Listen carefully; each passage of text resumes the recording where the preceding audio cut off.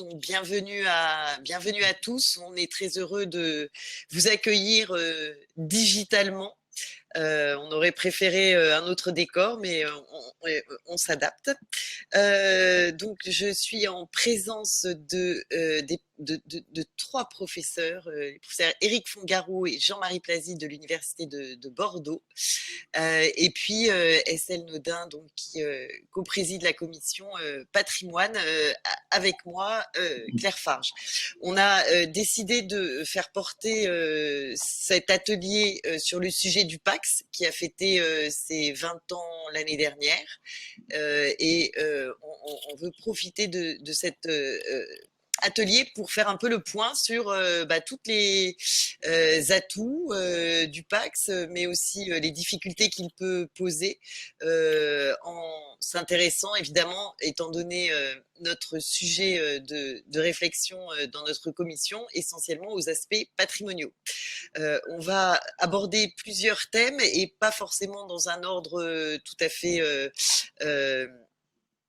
cohérent en termes de déroulé, je dirais, ordinaire, puisqu'on va, après une rapide introduction que nous fera Estelle, démarrer tout de suite sur le sujet du droit international privé avec le professeur Éric Fongarou, qui a des contraintes et qui ne peut pas rester pendant toute la matinée.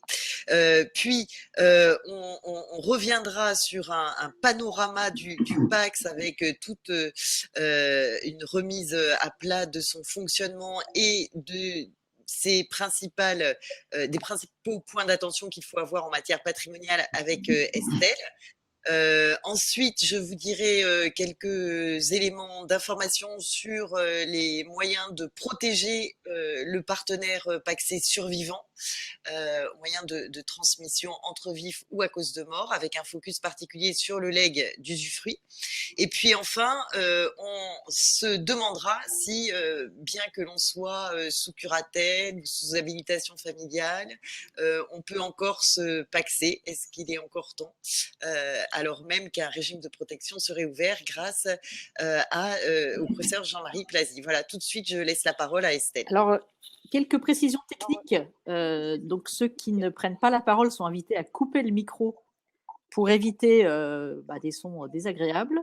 Par ailleurs, on vous propose, pour que ça reste quand même interactif, de réagir par des questions en prenant la parole vous-même. Donc après chaque exposé, et puis à la fin de cet atelier, on pourra reprendre éventuellement via le chat les questions écrites que vous auriez pu nous adresser, mais le plus simple est de prendre tout simplement la parole. Alors non pas en cours d'exposé parce que ce serait vite la cacophonie, mais à l'issue de chaque thème abordé. Alors quelques mots très rapides, quelques mots introductifs. Pourquoi avoir choisi le PACS comme sujet d'étude pour cet atelier ?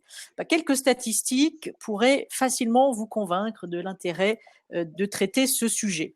En 2000, l'an 1 du PACS, on comptait 305 200 mariages, j'ai arrondi, pour 22 200 PACS. En 2008, après la réforme du 23 juin 2006 qui a ajusté les textes relatifs au PACS, qui les a améliorés d'une certaine manière, et puis surtout après la loi TEPA du 21 août 2007, qui a permis que les partenaires soient exonérés de droits de succession, le nombre de PACS conclus a commencé à bondir. En 2008, on était à 265 000 mariages pour 146 000 PACS. En 2013, 238 500 mariages pour 168 000 PACS. Et là, les dernières statistiques dont on dispose, en 2018, 234 000 mariages, il manque un S, avec 209 000 PACS de l'autre côté. Donc, on voit que pour les démographes, c'est l'un des traits majeurs des évolutions des 50 dernières années en France, ce développement du partenariat via le pacte civil de solidarité. En 2017, on comptait donc 3 millions de partenaires pacsés, dont une très large majorité, 96%, sont des couples hétérosexuels. C'est dire si le sujet n'est quand même pas tout à fait anecdotique. Et je dois vous dire que j'ai un regret tout particulier de ne pas être en congrès avec vous à Arcachon, non pas pour profiter de cette magnifique région sous le prétexte d'un congrès et de voir mes copines parisiennes que je salue au passage, non, mais par pure rigueur scientifique, puisque des sociologues nous ont indiqué que le profil type du pacsé, c'est un citadin qui habite le sud-ouest ou la façade atlantique, sans religion et plutôt positionné à gauche. Donc autant vous dire que scientifiquement, il aurait été opportun d'être aux côtés de mes collègues Jean-Marie Plazy et Éric Fongaro, parce que c'était vraiment le lieu pour parler du Pax. Quant aux origines du Pax, quelques mots rapides. Le Pax, on l'a vu, c'est un vrai succès, sans doute parce que ce Pax était très attendu. Très attendu en raison tout d'abord d'une jurisprudence particulièrement frileuse. Alors, j'ai choisi ce terme le plus neutre possible. On peut parler d'une jurisprudence même très conservatrice à propos du statut du couple homosexuel. 2 arrêts ont particulièrement frappé la doctrine, si l'on ose dire. Un arrêt de la Chambre sociale du 11 juillet 89, où la Chambre sociale a refusé à la compagne d'une assurée sociale la qualité d'ayant droit. Et puis un arrêt de la Cour de cassation, 3e chambre civile du 17 décembre 1997, qui a encore plus marqué les esprits, puisqu'il s'agissait du contexte douloureux du décès au sein d'un couple homosexuel, des suites des ravages du sida, et la question de la continuation du contrat de bail par le concubin s'était posée. À cette occasion, la Cour de cassation a indiqué que le concubinage ne peut résulter que d'une relation stable et continue, ayant l'apparence du mariage, donc entre un homme et une femme. Donc l'évolution ne pouvait venir que du législateur, et il faut dire que le législateur a pris son temps. De multiples projets ont été proposés, multiples projets qui visaient pour les uns à offrir un statut aux concubins, quelle que soit leur sexualité, et pour les autres à prévoir un statut pour les personnes qui vivent sous le même toit, donc pas seulement pour les concubins, mais également pour, par exemple, le frère et la sœur qui partagent la même habitation. Donc, se sont succédés des projets, le partenariat civil, ensuite le CUC, contrat d'union civile, le CUS, contrat d'union sociale, le PIC, pacte d'intérêt commun, le CUX, contrat d'union civile et sociale, avant d'arriver enfin au PAX. Alors, si le sujet vous passionne, je ne peux évidemment que renvoyer à l'étude du regretté professeur Ozer, comment ne pas le citer à côté de mes collègues bordelais, dans cette remarquable étude du PIC au PAX, expertise génétique d'une loi. Donc, c'est dans ce contexte houleux que le Pax a finalement vu le jour par la loi du 15 novembre 1999. Claire l'a indiqué, on a fêté les 20 ans il y a quelques mois maintenant de ce Pax.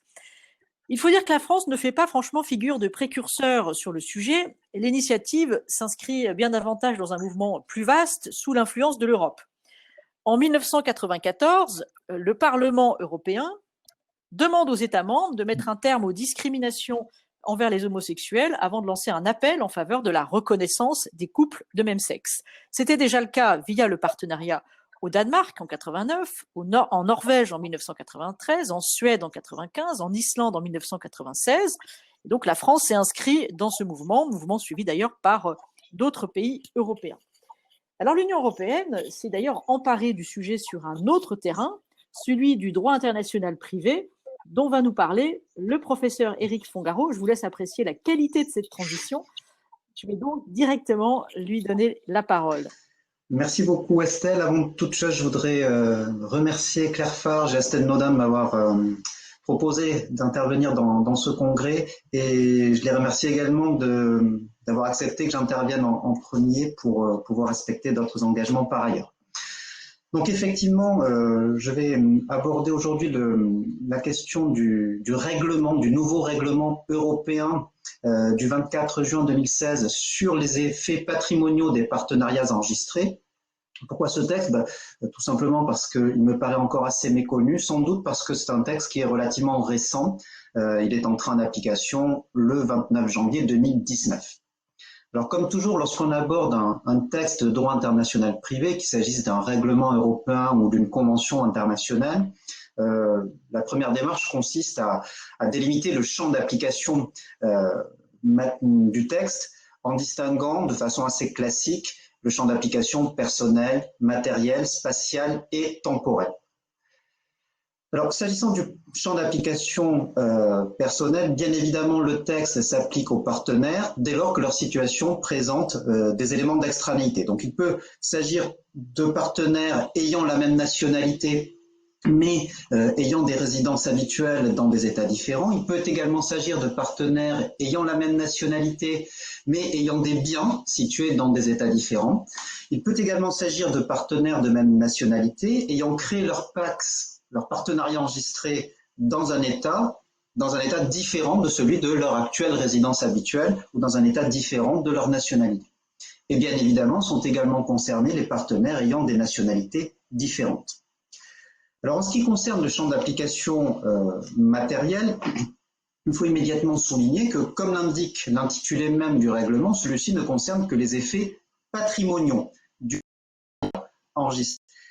Et après avoir délimité de façon positive ce champ d'application, le règlement s'emploie à clairement délimiter négativement ce champ d'application en précisant quelles sont les matières qui sont exclues du texte. Alors déjà, tout le droit public est exclu du champ d'application du règlement, qui nous indique que les matières fiscales, douanières, administratives ne sont pas concernées par le règlement. Et puis, il existait un certain nombre de questions situées à la marge des effets patrimoniaux des partenariats enregistrés et d'autres questions pour lesquelles on pouvait hésiter quant à la qualification à retenir. Et le règlement prend clairement le parti d'exclure un certain nombre de ces questions telles que la capacité juridique des partenaires, l'existence, la validité, la reconnaissance du partenariat qui est régie par l'article 515-7-1 du Code civil. Les obligations alimentaires entre partenaires sont également exclues, elles sont régies par un autre règlement européen, le règlement Aliments. Les successions entre partenaires sont également régies par un autre texte européen. Il s'agit du règlement succession qui est désormais bien connu. Au-delà du champ d'application personnel et matériel, il faut dire un mot sur le champ d'application spatial du règlement. Alors, ce règlement a été adopté au prix d'une procédure un petit peu particulière puisqu'il est le fruit de ce que l'on appelle en droit de l'Union européenne une coopération renforcée. Alors, cela a des incidences pratiques considérables puisque aujourd'hui, ce règlement n'est pas entré dans l'Union européenne, il est en 18 États membres de l'Union. Alors, cela signifie notamment que pour les règles de compétences juridictionnelles posées par ce règlement, elles ne vont concerner que les magistrats de ces 18 États membres. Donc le règlement n'a force obligatoire que dans ces 18 États. Mais, et j'y reviendrai ultérieurement, sur le terrain de la loi applicable, le règlement, on le verra, revêt un caractère universel. Dernier point, s'agissant du champ d'application temporel, le règlement, je vous l'indiquais, est entré en application à compter du 29 janvier 2019, donc il concerne toutes les personnes, tous les partenaires qui font enregistrer leur partenariat après le 29 janvier 2019.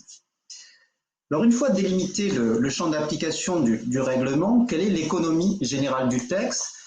C'est un texte qui, comme son intitulé l'indique, porte essentiellement sur les questions de compétences juridictionnelles et de loi applicable.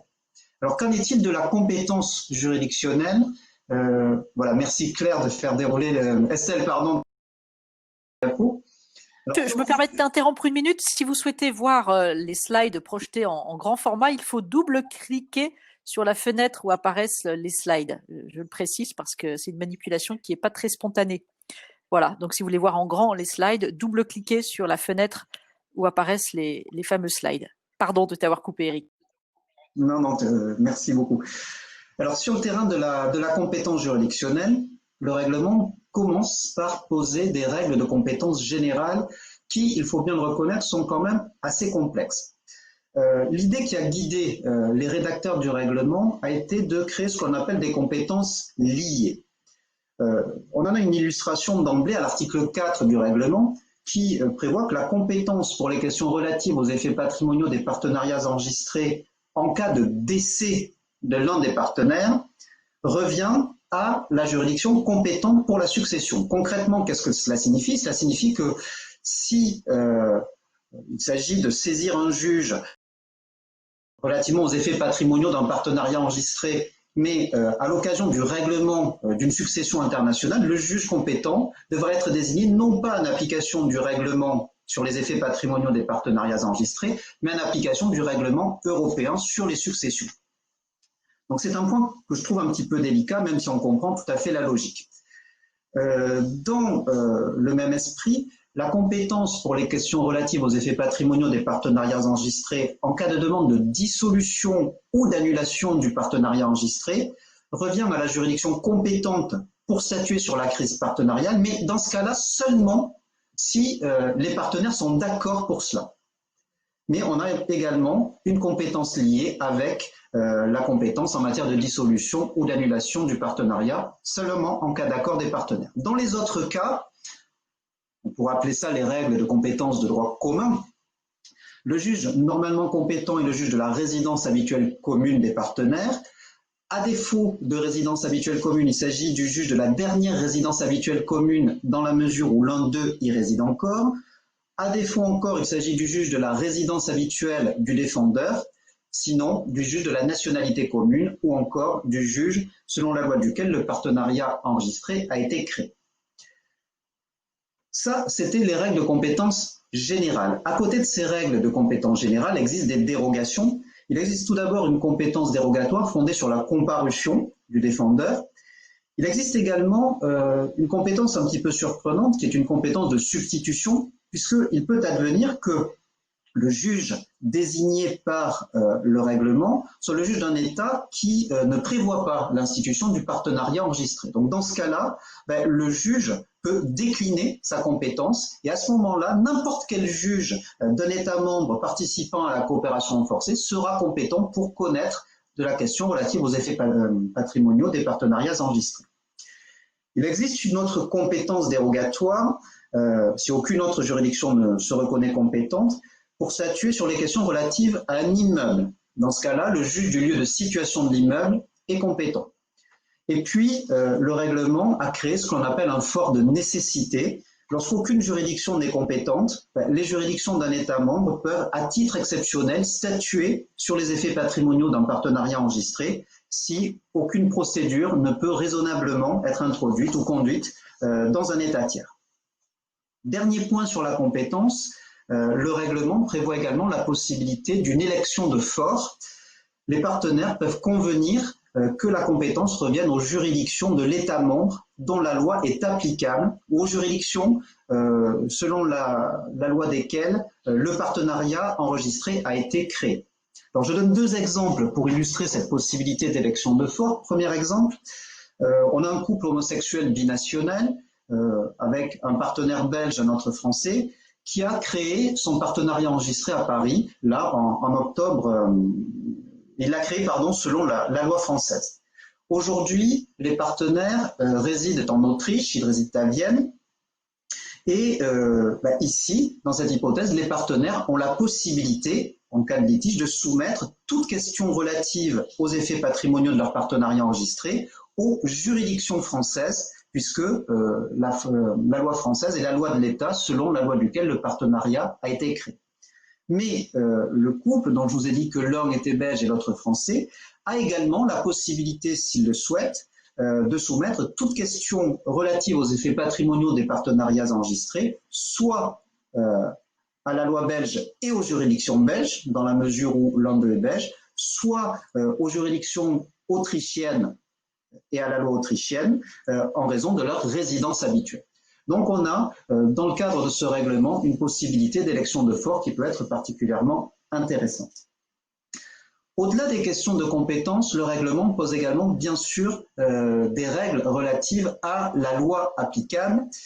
Et avant de développer les questions sur ce point, il faut rappeler peut-être quelques principes de base s'agissant de la loi applicable. Le premier principe qu'il faut évoquer est celui de l'universalité de la loi applicable.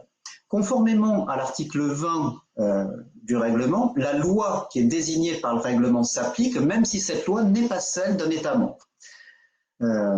On a affaire à un règlement européen, pour autant, la loi applicable aux effets patrimoniaux du partenariat enregistré peut être une loi d'un État tiers, qui peut être une loi même complètement exotique. Je prends un exemple, Monsieur Dubois de nationalité française et Madame Andersen de nationalité danoise concluent un partenariat enregistré selon la loi de la province canadienne du Canada, donc où ils résident depuis, par exemple, le mois de mai 2020. Ici, à défaut de choix de loi, la loi applicable à leur partenariat sera la loi de la province canadienne, alors même que il est évident que le Canada ne fait pas partie des États dans lesquels le règlement est applicable. Autre principe, le principe de l'universalité, le principe d'unité de la loi applicable. Le principe est qu'une seule loi sera applicable à l'ensemble des biens des partenaires, et cela indépendamment de la situation de ces biens et indépendamment de leur nature. Là encore, je prends un exemple. Monsieur Schmitt de nationalité allemande et Madame Rossi de nationalité italienne fixent leur résidence habituelle commune en Espagne. Et ils concluent une convention de choix de la loi applicable. Ils choisissent la loi espagnole pour gouverner les effets patrimoniaux de leur partenariat enregistré. Ils ont des biens dans leurs différents pays respectifs, l'Allemagne, l'Italie, l'Espagne. Et bien ici, la loi espagnole va être applicable à l'ensemble des biens, meubles et immeubles des partenaires, où que soient situés ces biens. Dernier principe de base relatif à la loi applicable, il s'agit du principe d'immutabilité de la loi applicable. Le principe est le suivant, c'est que les effets patrimoniaux du partenariat sont fixés par la loi applicable telle qu'elle est déterminée au moment initial de la création du partenariat enregistré. En d'autres termes, il n'y a pas de modification par la suite, sauf convention expresse de la part des partenaires. Là encore un exemple, Monsieur Schmitt de nationalité allemande et, alors cette fois-ci, Monsieur Rossi de nationalité italienne fixent leur résidence habituelle commune en Espagne et ils créent leur partenariat conformément à la loi espagnole. On n'a pas de choix, c'est la loi espagnole qui s'applique. 10 mois plus tard, les partenaires déménagent, ils vont s'installer à Hambourg, où ils résident jusqu'à leur décès. Et bien ici, la loi espagnole continue d'être applicable, sauf bien sûr s'ils concluent une convention de choix de loi par laquelle ils choisiraient une autre loi que la loi espagnole. Alors, à partir de là, comment déterminer la loi applicable aux effets patrimoniaux du partenariat enregistré? Le règlement repose sur une distinction qui est très classique aujourd'hui dans les règlements européens de droit international privé, selon que les parties ont choisi ou non la loi applicable à leur régime matrimonial. Donc, je vais d'abord évoquer la question du choix de la loi, et puis on verra ensuite comment est désignée la loi à défaut de choix. Alors, s'agissant du choix de loi, le règlement instaure la possibilité de choisir expressément ou implicitement la loi de l'État dont au moins un des partenaires a la nationalité ou dans lequel l'un des partenaires a sa résidence habituelle au moment du choix, et les partenaires peuvent également choisir la loi de l'État de la création, la loi de l'État de la création du partenariat enregistré comme loi applicable à leurs effets patrimoniaux. Alors, ce choix est conditionné au fait, bien sûr, que la loi choisie attache des effets patrimoniaux au partenariat enregistré. Sauf convention contraire, ce choix de loi n'a pas d'effet rétroactif, il ne joue que pour l'avenir, sauf à ce que les parties en décident différemment. Alors, pour être valide, la convention de choix de loi doit respecter un formalisme qu'on peut qualifier de formalisme à minima, puisque à tout le moins la convention doit être formulée par écrit, elle doit être datée, elle doit être signée par les partenaires, et parfois dans certains cas, des conditions formelles supplémentaires vont être nécessaires pour que la convention soit valide. Ce sera le cas par exemple si l'État membre de la résidence habituelle commune des partenaires au moment du choix de loi impose de telles règles formelles supplémentaires ou si l'un des deux partenaires a sa résidence dans un État membre qui impose de telles règles formelles supplémentaires. Je prends deux exemples pour illustrer mon propos sur le choix de loi. Premier exemple, Madame Constantidinis et Monsieur Zagorakis, qui sont tous les deux de nationalité grecque, résident à Berlin. Ils résident à Berlin depuis la création de leur partenariat qui a été créé à Athènes. Et aujourd'hui, ils décident de désigner la loi grecque comme étant applicable aux effets patrimoniaux de leur partenariat.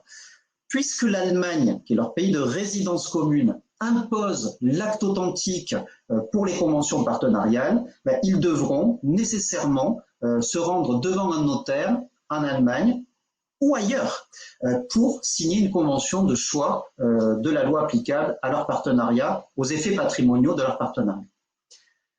Autre exemple, Madame Leplat et Monsieur Devel, de nationalité belge, résident à Londres au moment de la création de leur partenariat enregistré. Ils créent leur partenariat aujourd'hui, en octobre 2020, ils vivent à Londres. Ils signent sous seing privé, un accord de choix de la loi belge applicable aux effets patrimoniaux de leur partenariat. Ce choix est valable quant à la forme, dans tous les États membres qui appliquent le règlement sur les effets patrimoniaux du partenariat enregistré. Donc on a à tout le moins un formalisme à minima à respecter en cas de choix de loi, mais après, pour l'exigence de règles formelles supplémentaires, tout dépend de la résidence des partenaires. Après le choix de loi, que se passe-t-il lorsque il s'agit de déterminer la loi applicable à défaut de choix de loi? Alors, à défaut de choix de loi, l'article 26 du règlement retient comme facteur de rattachement pour déterminer la loi applicable la loi de l'État où le partenariat enregistré a été créé. Donc, à défaut de choix, la loi applicable est la loi de l'État où le partenariat enregistré a été créé. Quelques exemples encore pour illustrer le propos. Monsieur Larsson, de nationalité suédoise, et son partenaire de nationalité allemande résident à Bruxelles depuis la création de leur partenariat enregistré. Ce partenariat a été enregistré selon la loi allemande. Il a été enregistré en décembre 2019. Ici, la loi applicable aux effets patrimoniaux de leur partenariat sera la loi allemande, loi de l'État selon laquelle le partenariat a été enregistré et non pas la loi de leur résidence habituelle. Autre exemple, Madame Vicente et Monsieur Lopez, tous deux de nationalité espagnole, résident en Belgique depuis 2016, où ils ont conclu un partenariat enregistré. Ils le concluent là récemment, et ce partenariat a été créé conformément à la loi belge. Loi belge qu'ils n'ont pas choisie. 2 ans plus tard, on suppose que les partenaires reviennent en Espagne.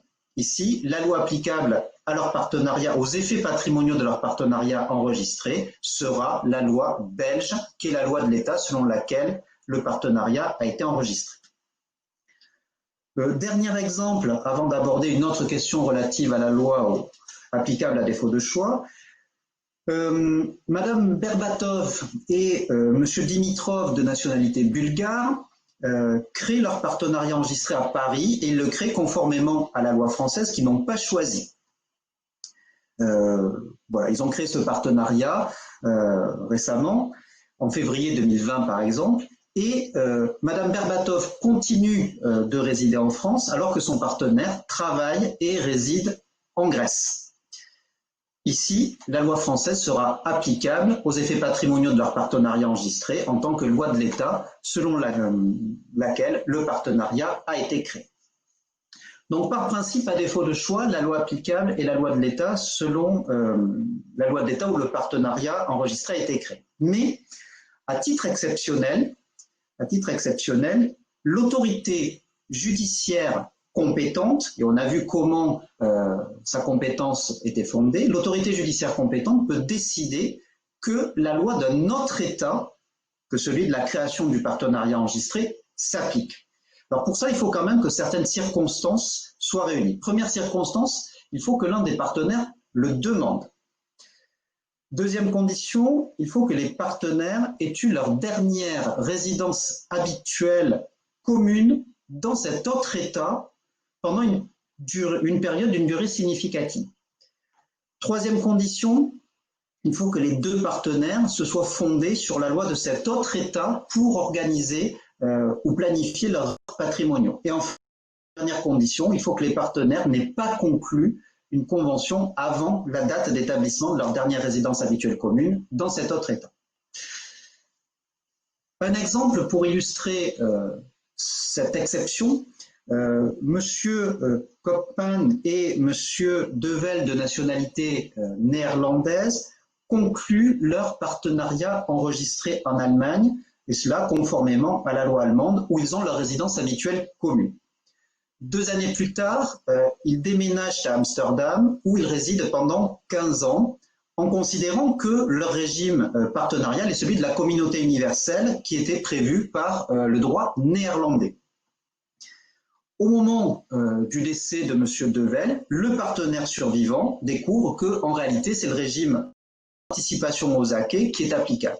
Eh bien, le survivant peut très bien demander au tribunal compétent que la loi applicable aux effets patrimoniaux de leur partenariat soit non pas la loi allemande, mais la loi néerlandaise, conformément à la disposition de l'article 26, paragraphe 2 du règlement. Alors pour en finir sur la question de la loi applicable, la question peut se poser de la portée de la loi applicable. Quelles sont finalement les questions que recouvre la loi ainsi désignée, que l'on ait un choix de loi ou que l'on n'ait pas de choix de loi?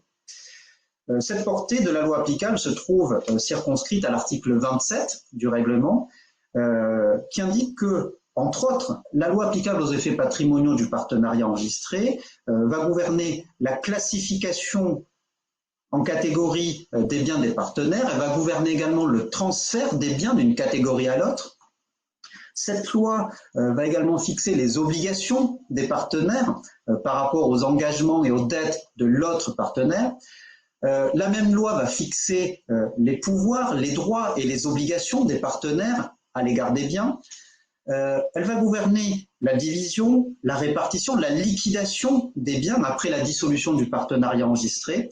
Et elle va également gouverner les effets patrimoniaux du partenariat enregistré, non seulement entre les partenaires, mais également par rapport aux tiers.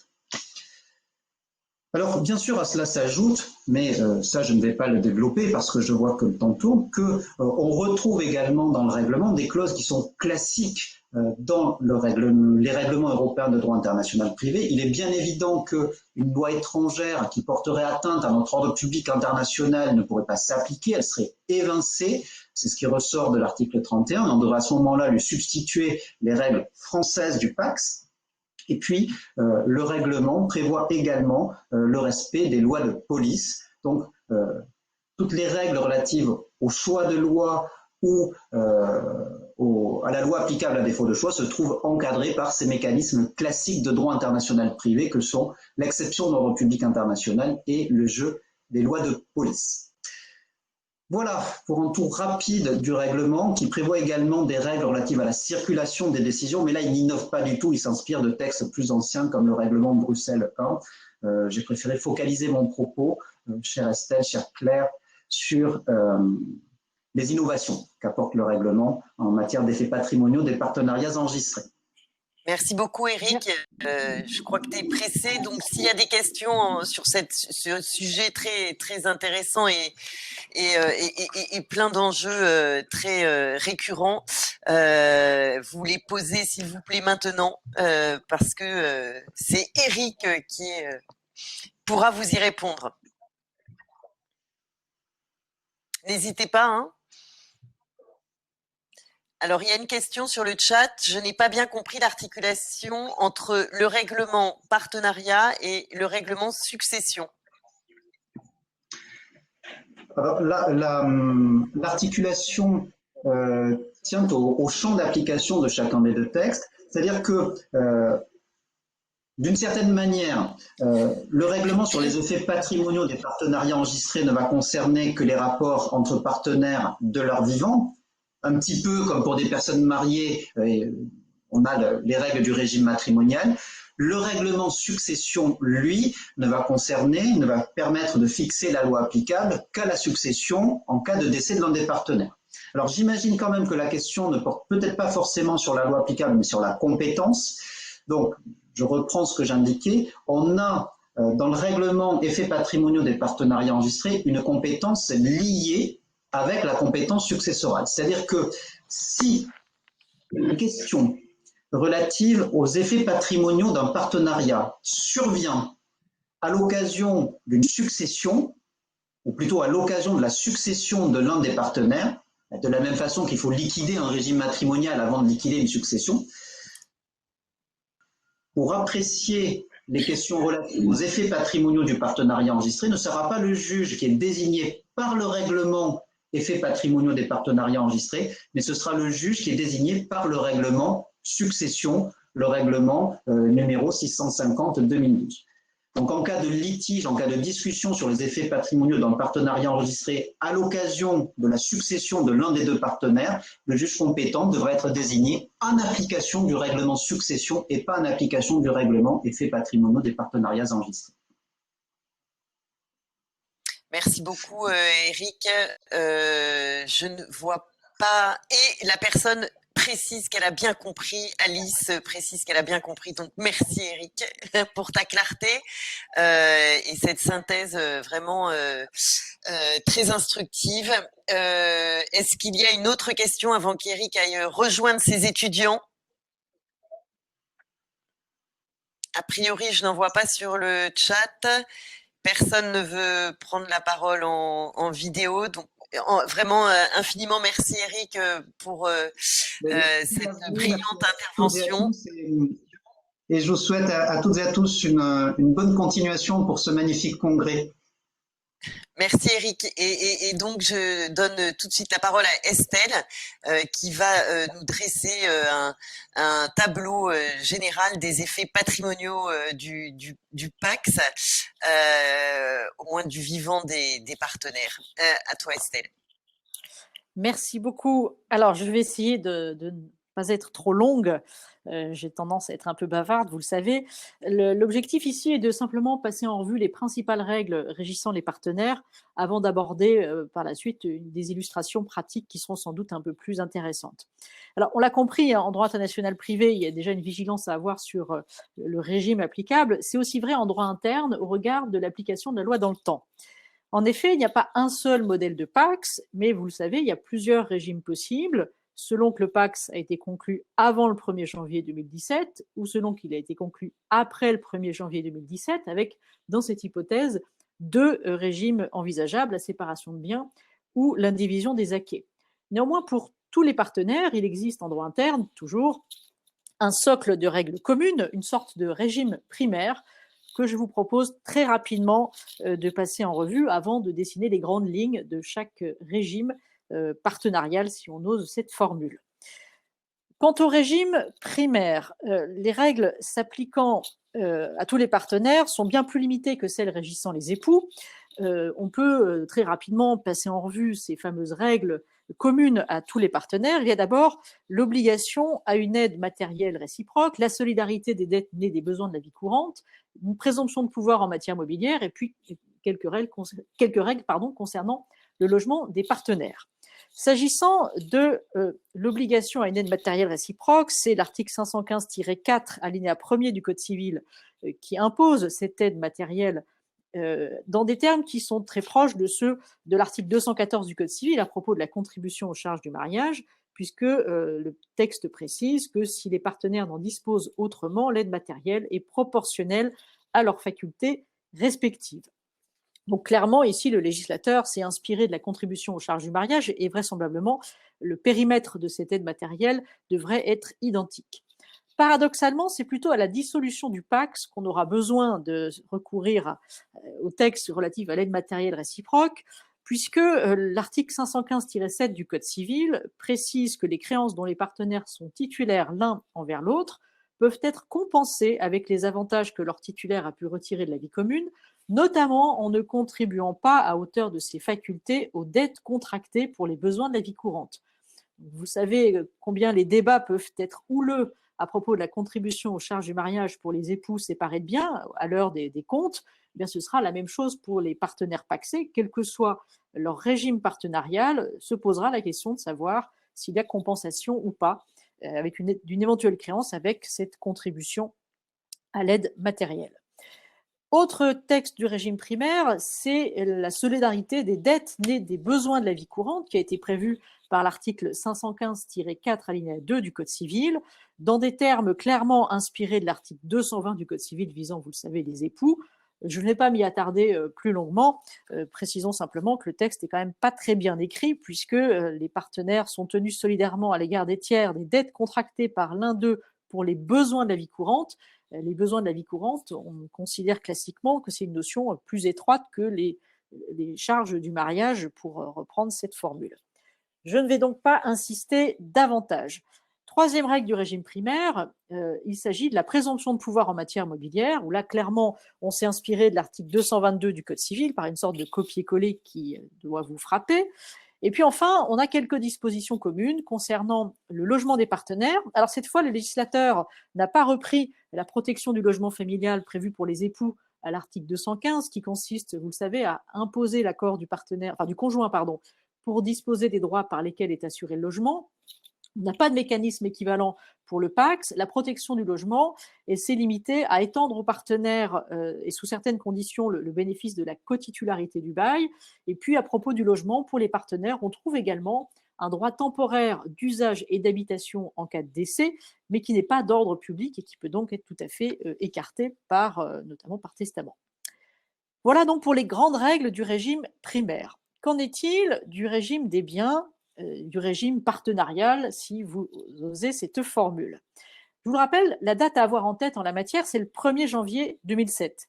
Les PACS conclus avant cette date ne relèvent pas du même régime que les PACS conclus après le 1er janvier 2007. Alors commençons par envisager ces PACS qui auraient été conclus avant le 1er janvier 2007. Alors au cours des débats parlementaires, on a présenté le régime des biens comme étant un régime de séparation de biens. Pour tout dire, la situation est beaucoup plus compliquée, on le verra tout à l'heure à l'occasion d'une illustration pratique, puisqu'on a un texte, l'article 515-5, dans son ancienne rédaction, mais qui continue à s'appliquer pour tous les partenaires qui ont conclu un PACS avant le 1er janvier 2007. Cet article 515-5 ancien prévoit une présomption d'indivision dont la portée reste tout à fait discutée et critiquée, notamment à propos des autres biens que les meubles meublants, qui sont présumés indivis, nous dit-on, par moitié, si l'acte d'acquisition ou de souscription n'en dispose autrement. On y reviendra tout à l'heure. S'agissant des PACS conclus depuis le 1er janvier 2007, deux régimes sont envisageables. Par principe, à défaut de stipulation contraire, c'est le régime légal de la séparation de biens qui va trouver à s'appliquer, puisque l'article 515-5 du Code civil prévoit justement que, sauf disposition contraire de la Convention, chacun des partenaires conserve l'administration, la jouissance, la libre disposition de ses biens personnels. Chacun d'eux reste seul tenu des dettes personnelles nées avant ou pendant le PACS. Alors clairement, ce régime légal de la séparation de biens sera le régime le plus souvent rencontré lorsque les partenaires décident de se paxer. Néanmoins, il est possible de rencontrer également un régime conventionnel, cette fois, de l'indivision des acquets, possibilité prévue par l'article 515-5-1 du Code civil, donc qui indique que les partenaires peuvent choisir de soumettre au régime de l'indivision les biens qu'ils acquièrent ensemble ou séparément, bien sûr le tout dans la convention initiale ou dans une convention modificative, et ce à compter de l'enregistrement des dites conventions. Les biens sont alors réputés indivis, on ne dit pas présumés indivis, mais réputés indivis par moitié, et surtout sans recours de l'un des partenaires contre l'autre au titre d'une contribution inégale. On a pu parler ici d'un véritable avantage paximonial. Cet article 515-5-1 du Code civil permet donc de prévoir une indivision des acquets. Néanmoins, heureusement, un certain nombre de biens échappent à cette indivision. C'est l'article 515-5-2 du Code civil qui nous en donne la liste. Et c'est une liste qui pourra surprendre ceux qui ont l'habitude de naviguer dans les sphères du régime légal de la communauté que l'on dit réduite aux acquets. En effet, l'article 515-5-2 du Code civil écarte la qualification d'acquet à propos des deniers perçus par chacun des partenaires à quelque titre que ce soit, postérieurement à la conclusion du pacte et non remployés à l'acquisition d'un bien. Donc il faut avoir cet élément en tête. Les deniers perçus pendant le PACS, dès lors qu'on ne les affecte pas à une acquisition, ils restent personnels à chacun des partenaires, ce qui n'est évidemment pas le cas sous un régime de communauté, puisque les deniers sont présumés communs d'une part et les revenus sont de toute façon communs. Donc ces deniers, ils restent personnels sous le régime de l'indivision des acquets à chaque partenaire. Il en est de même des biens créés et leurs accessoires, des biens à caractère personnel, des biens ou portions de biens acquis au moyen de deniers appartenant à un partenaire antérieurement à l'enregistrement du PACS. Idem pour les acquisitions de biens ou portions de biens au moyen de deniers reçus par donation ou succession. On retrouve aussi un mécanisme qui rappelle l'article 1408 du Code civil pour les portions de biens acquises à titre de licitation lorsque l'un des partenaires était propriétaire au sein d'une indivision successorale ou par suite d'une donation. Et puis le texte précise encore que cette qualification personnelle d'un bien ou d'une portion du bien suppose des formalités particulières, des formalités d'emploi à faire dans l'acte d'acquisition, à défaut de quoi le bien est réputé indivis par moitié, avec simplement une créance entre partenaires. Concernant les règles de gestion, cette indivision d'acquet est régie par un texte qui est l'article 515-5-3 du Code civil, qui prévoit qu'à défaut de dispositions contraires, chaque partenaire est gérant de l'indivision et peut exercer les pouvoirs reconnus par les articles 1873-6 à 1873-8, lesquels renvoient, on le verra, aux règles régissant les époux sous la communauté. Donc vous voyez qu'il y a une forme d'hypocrisie du législateur qui s'est bien gardé de parler de communauté d'acquet, qui s'est bien gardé de renvoyer aux règles de gestion de la communauté, en tout cas pas directement, de manière à bien différencier le pax du mariage. Alors voilà pour ce tour d'horizon rapide concernant les textes régissant les partenaires. Moi, je vous propose de passer tout de suite à quelques illustrations un peu plus concrètes pour mettre à jour ces difficultés récurrentes que l'on peut trouver à propos du pax. Alors, il faut savoir qu'il y a beaucoup de zones d'ombre qui demeurent dans la qualification des biens et sur les flux financiers en sein des partenaires pacsés. Pour tout dire, un atelier de 2 heures ne suffirait certainement pas pour aborder toutes les questions. Donc, je vous propose simplement de prendre une illustration, un petit cas pratique. C'est le bonheur des universitaires que d'inventer des cas pratiques, avant de voir quels remèdes on peut imaginer, remèdes fondés sur la liberté contractuelle, puisque, rappelons-le, le pax est avant tout un contrat. Alors, partons tout d'abord d'un exemple. Voici Ernest et Célestine qui ont conclu un pax. Durant cette union, Ernest a créé avec un associé une SARL par un apport en numéraire et il est aujourd'hui l'associé majoritaire donc de cette société. Célestine, de son côté, a souscrit un contrat d'assurance vie qu'elle alimente régulièrement par ses revenus. Elle n'a pas souvenir d'avoir modifié la clause type et la valeur de rachat du contrat à ce jour est de l'ordre de 100 000 €. La mésentente s'installe au sein du couple et on nous demande de conseiller l'un ou l'autre dans ce contexte. 3 hypothèses seront ici passées en revue pour mesurer les atouts et les faiblesses de chaque régime. Première hypothèse, c'est si on est face à un pax qui a été conclu le 12 janvier 2005. Deuxième hypothèse, pax conclu le 12 janvier 2008 sous le régime de la séparation de biens. Et puis troisième hypothèse, voici un pax conclu le 12 janvier 2008, mais sous le régime de l'indivision des acquis. Alors commençons par la première hypothèse. Voici un pax conclu le 12 janvier 2005. Par hypothèse, ici, on va appliquer les dispositions anciennes qui vont régir les biens des partenaires, sauf à ce qu'ils aient eu la bonne idée de dresser une convention modificative pour adopter les règles nouvelles. Si ce n'est pas le cas, et on va partir de l'hypothèse que ce n'est pas le cas en l'espèce, les difficultés, elles seront sérieuses et elles viendront d'un texte, l'article 515-5 du Code civil, qu'on a abordé tout à l'heure rapidement et qui dispose, je vous le rappelle, que les autres biens dont les partenaires deviennent propriétaires à titre onéreux postérieurement à la conclusion du pacte sont présumés indivis par moitié si l'acte d'acquisition ou de souscription n'en dispose autrement. Alors, quelle est la portée de cette présomption ?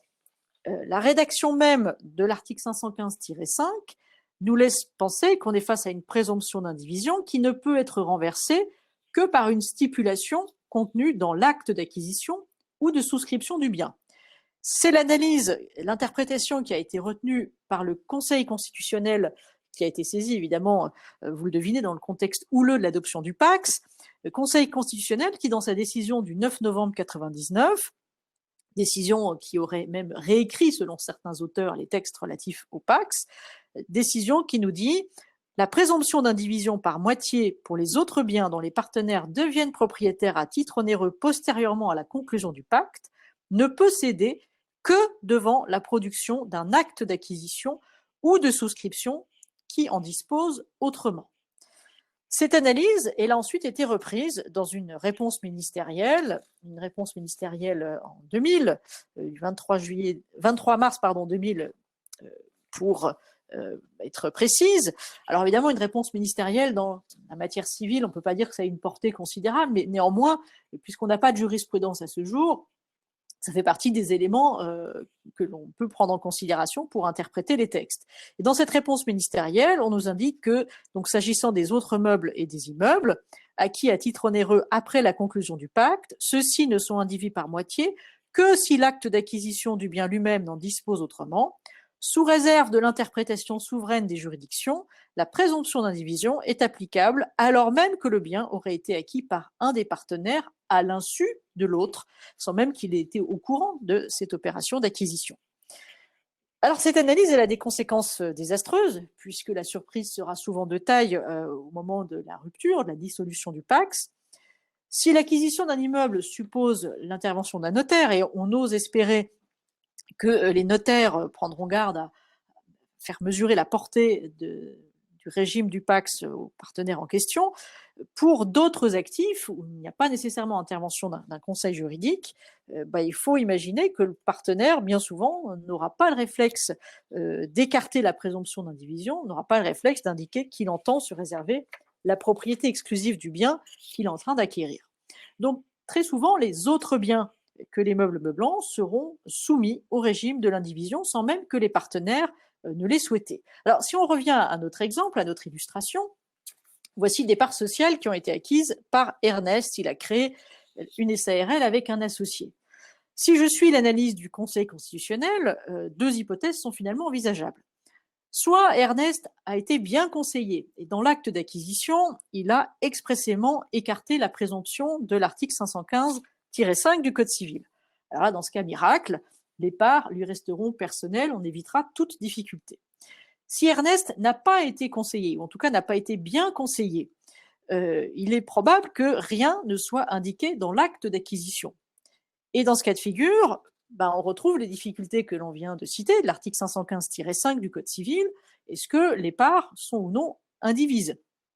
Alors, si on défend les intérêts d'Ernest, on essaiera de mettre en avant différents arguments pour fonder une qualification personnelle des parts sociales. D'abord, on essaiera de mettre à jour la volonté du partenaire. Le simple fait que l'acquéreur n'ait pas relevé dans le contrat l'existence du PACS, par exemple, pourrait démontrer qu'il a manifesté sa volonté d'acquérir le bien à titre exclusif.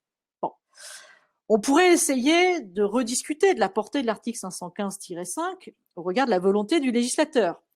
Il s'agirait de dire, cette présomption, finalement, ce n'est qu'une présomption simple. Faute d'une stipulation dans l'acte d'acquisition, la preuve de la propriété du bien doit être établie. Au regard de la communauté de vie des partenaires, qui est la même que celle d'autres couples, en particulier des couples mariés, le législateur a simplement érigé une présomption au profit de l'indivision, de sorte que la charge de la preuve incombe à celui qui entend établir le caractère exclusif de la propriété du bien en pouvant recourir à tous les modes de preuve. C'est ce que l'on essaiera de mettre en avant, mais très honnêtement, il est probable que les chances de succès soient assez limitées. En effet, toutes ces interprétations, qu'elles soient fondées sur la volonté d'Ernest ou la volonté du législateur, elles conduisent purement et simplement à nier toute portée à l'article 515-5.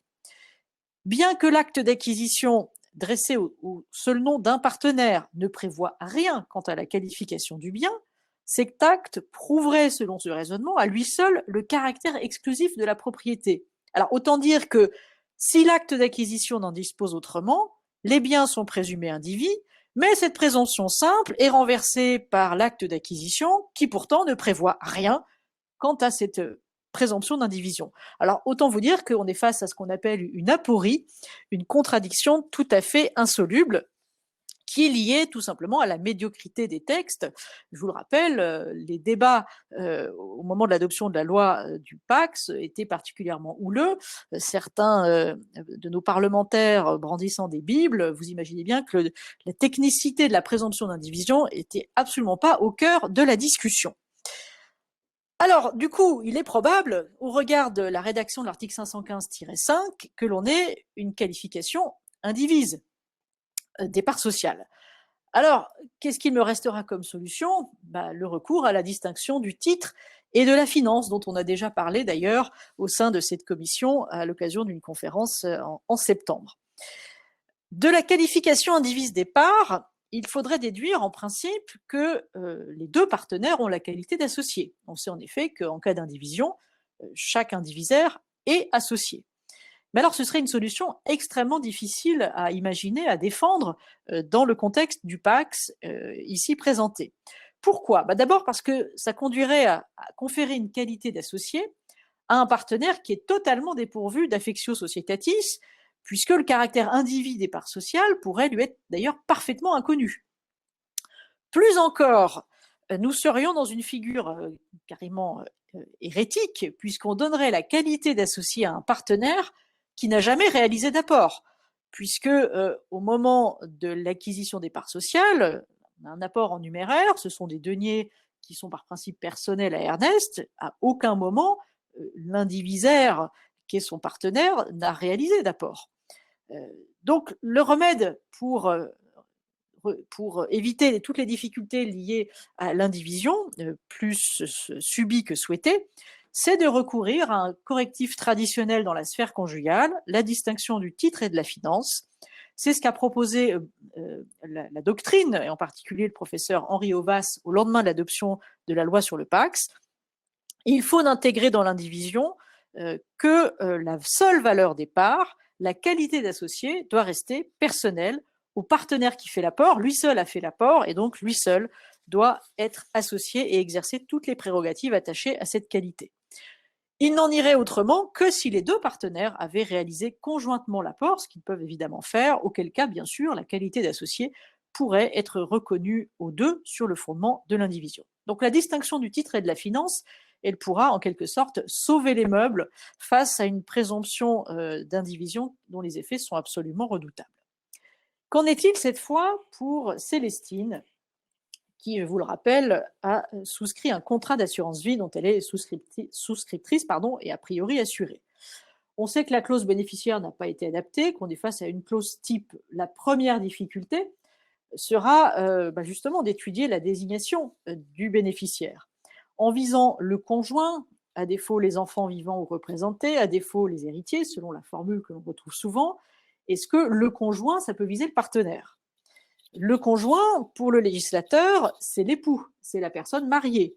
Et d'ailleurs, les textes qui visent le conjoint ne visent que les personnes mariées. Lorsque le législateur a voulu aligner le statut des époux sur celui des partenaires pacsés, il l'a explicité.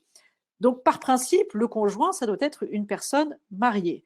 Et pourtant, évidemment, pour le souscripteur, le conjoint, c'est celui avec lequel on partage sa vie, et donc ça inclut bien sûr les personnes pacsées. Alors, en la matière, il n'y a pas de réponse définitive à la question de savoir si la clause bénéficiaire peut permettre de profiter in fine aux partenaires pacsés. C'est le juge, en cas de contentieux, qui interprétera la volonté du souscripteur pour essayer de savoir qui a été désigné. Alors, j'ai une illustration à vous donner, par exemple, un arrêt de la Cour d'appel de Rennes du 6 novembre 2002. Alors, était en cause des concubins, mais l'analyse peut évidemment aussi être défendue à propos des partenaires pacsés.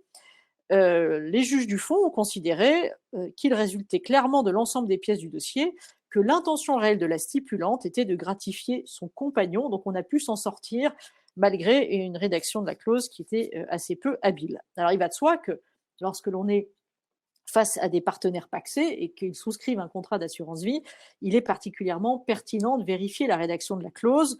Les modèles de clause n'ont pas toujours été adaptés, surtout si on parle de contrats d'assurance vie qui ont été souscrits il y a maintenant plusieurs années. Alors, petite parenthèse, vous le devinez, cette question autour de la qualité de conjoint, on ne la trouve pas que sur le terrain de l'assurance vie, on la retrouve sur bien d'autres sujets, notamment en droit des sociétés. Concernant les clauses d'agrément, pareillement, il faut parfois procéder à un toilettage des statuts. Lorsque l'on a des clauses d'agrément qui visent le conjoint, qu'en est-il du partenaire pacsé ? C'est une précision bien utile à apporter dans la rédaction des statuts. La seconde difficulté liée à ce contrat d'assurance vie, ça concerne la qualification de la valeur de rachat. On peut considérer que l'investissement de deniers dans un contrat d'assurance vie, c'est-à-dire le paiement des primes, est une véritable acquisition, puisque au fond, on devient titulaire d'une créance. Cette créance, à l'égard de la compagnie, elle se traduit d'un point de vue patrimonial par cette valeur de rachat. À défaut de stipulation contraire dans l'acte de souscription, et il est probable que Célestine n'ait pas été conseillée sur ce point, la valeur de rachat est la vocation à tomber dans l'indivision par application de l'article 515-5, ce qui est une fois encore assez peu opportun et surtout ce qui va déjouer très probablement les intentions, la volonté de Célestine. Alors, il reste une dernière question ô combien essentielle. Y a-t-il au regard de ces qualifications, des recours contributifs. On a vu au travers de cette illustration que la valeur des parts et la valeur de rachat seraient indivises, application de l'article 515-5, mais il n'en reste pas moins que seul Ernest a financé l'acquisition des parts et d'un autre côté, seule Célestine a financé le paiement des primes. Est-ce qu'on peut obtenir restitution à ce titre via une créance à la dissolution du PACS? Alors évidemment, la loi du 15 novembre 1999 ne nous dit absolument rien, ne prévoit aucun mécanisme pour corriger d'éventuels transferts financiers sous forme d'une créance. On a simplement une réponse ministérielle qui nous précise la chose suivante. Si le prix du bien ainsi acquis a été payé en totalité à l'aide de deniers personnels de l'acquéreur, la part revenant à l'autre partenaire constitue une donation indirecte ou déguisée. Celle-ci est assujettie aux règles civiles et fiscales applicables aux libéralités, sauf si celui qui a financé l'acquisition peut prouver que les fonds en question ont été avancés à titre de prêt à l'autre partenaire, qui devra les lui rembourser lorsqu'il sera procédé à la liquidation des créances et des dettes entre partenaires à la dissolution du pacte. Alors, cette analyse, elle est particulièrement discutée. Finalement, les qualifications possibles sont les suivantes. On pourrait nous dire, voilà un partenaire qui a financé seul une acquisition sans écarter la présomption d'indivision, de sorte que le bien se trouve finalement en indivision. Ce faisant, il y aurait une donation. Le transfert financier, donc, procéderait d'une intention libérale et il faudra en tirer toutes les conséquences, nous dit la réponse ministérielle, sur le terrain successoral et fiscal. Alors, on a quand même du mal à admettre cette solution pour deux raisons. D'abord, lorsque le caractère individu d'un bien résulte finalement du silence conservé par un partenaire au moment de l'acquisition du bien, il faut reconnaître que c'est quand même un petit peu acrobatique de déceler une intention libérale, puisque précisément, il a gardé le silence. Deuxième raison, lorsqu'est en cause ici un achat pour autrui, ce n'est rien d'autre qu'une variété de donations, une donation indirecte, et comme toutes les donations, il faut une acceptation du donataire. Or, de la même manière, le partenaire prétendument gratifié peut tout à fait ignorer sa qualité de propriétaire individu. Et donc, on ne voit pas tellement où pourrait résider son acceptation. Donc, entre l'intention libérale, entre guillemets, tacite, et l'acceptation on ne peut plus tacite, ça fait quand même beaucoup d'éléments flous pour caractériser une donation. Alors du coup, on nous a dit, ça pourrait peut-être être un prêt. Le transfert financier pourrait procéder d'une simple avance des deniers, c'est ce que nous dit la réponse ministérielle. On parlerait d'une créance ordinaire, puisque ici, il n'y a aucun mécanisme de dette de valeur, à l'image de ce qu'on retrouve pour des époux. Mais cette qualification de prêt, elle se heurte aussi à un autre obstacle, c'est qu'à aucun moment, le partenaire débiteur n'a eu à consentir une telle avance. Et donc, dans ces conditions, il est assez audacieux de le rendre débiteur à son insu, à l'insu de son plein gré, comme on disait autrefois dans des revues satiriques. Alors, il resterait un dernier fondement, l'enrichissement injustifié, autrefois appelé enrichissement sans cause. Mais là aussi, c'est tout aussi discutable de faire application de ce mécanisme, puisqu'ici, quelle est la cause de l'enrichissement ? C'est le PACS. Le transfert financier trouve sa cause dans le pacte civil de solidarité, dans cette indivision prévue par le législateur, et donc il est probable que l'on ne puisse pas obtenir restitution sur ce fondement. Donc on voit ici toutes les insuffisances des textes, puisque en définitive, on risque pour ces PACS ancienne version de se retrouver dans des situations très délicates en termes de qualification et sans même que l'on ait d'éléments de réponse assurés sur la question des flux financiers. Alors étonnamment, à ce jour, on ne trouve pas de jurisprudence pour nous éclairer sur la portée des textes. On attend avec impatience un arrêt de la Cour de cassation qui se prononcerait et sur la portée de la présomption et sur cette question des flux financiers. Donc chacun a pu constater que les textes étaient particulièrement mal rédigés et donc le législateur, à l'occasion de la réforme du droit des successions et des libéralités, en a profité pour retoucher le PACS. C'est la deuxième hypothèse qu'on va maintenant envisager. Cette fois, le PACS a été conclu le 12 janvier 2008 sous le régime de la séparation de biens. Alors sous ce régime, miracle, les choses sont ici beaucoup plus simples. En termes de qualification, l'article 515-5, nouvelle version, qui trouve à s'appliquer, précise explicitement que chacun des partenaires conserve l'administration, la jouissance, la libre disposition de ses biens personnels. Chacun d'eux reste seul tenu de ses dettes personnelles. Donc, pas de difficulté majeure. La seule difficulté qu'on pourrait avoir, c'est sur la qualification des flux financiers. Si, comme pour les partenaires, pour les époux séparés de biens, on a un bien qui est acquis au nom de l'un mais financé par l'autre, eh bien, on pourra retrouver les mêmes discussions que celles que l'on rencontre pour les époux séparés de biens à propos notamment de la contribution aux charges du mariage. Donc, pour revenir à notre illustration pratique, ici, les choses sont finalement assez simples. Concernant les parts sociales, Ernest a seul la qualité d'associé, c'est sa propriété exclusive, il n'y a pas de discussion. Et concernant le contrat d'assurance vie souscrit par Valérie, même chose, elle seule est titulaire entre guillemets du contrat et la valeur de rachat à aucun moment n'aura à être partagée. Si les partenaires, cette fois, ont eu la mauvaise idée, troisième hypothèse, de conclure un Pacs le 12 janvier 2008, mais en choisissant l'indivision des acquets. Alors souvenez-vous, les textes qui nous posent ici difficulté, c'est que ces indivisaires, ces partenaires ont décidé de mettre à jour, de créer une indivision des acquets, mais dont les contours ne sont pas forcément clairement définis. Alors comment faut-il qualifier les parts sociales acquises sous ce régime par Ernest pour en revenir à notre illustration pratique? De l'exécution de la prestation de travail dans le pays concerné, est-ce qu'on accepte d'être en droit local et si c'est le cas, est-ce qu'on négocie des compléments pour bénéficier, pour suppléer aux lacunes du régime de protection locale ou au contraire, est-ce qu'on maintient un contrat de travail de droit français et le retour, comment ça va se passer pour le retour? Soit parce que c'est un retour accepté, négocié avec une clause de réintégration dans un groupe d'entreprises ou à l'intérieur de l'entreprise de départ si on est plutôt dans une PME, soit au contraire pour négocier la rupture de la relation, mais à des conditions qui ne mettent pas Gaston dans un état de fragilité.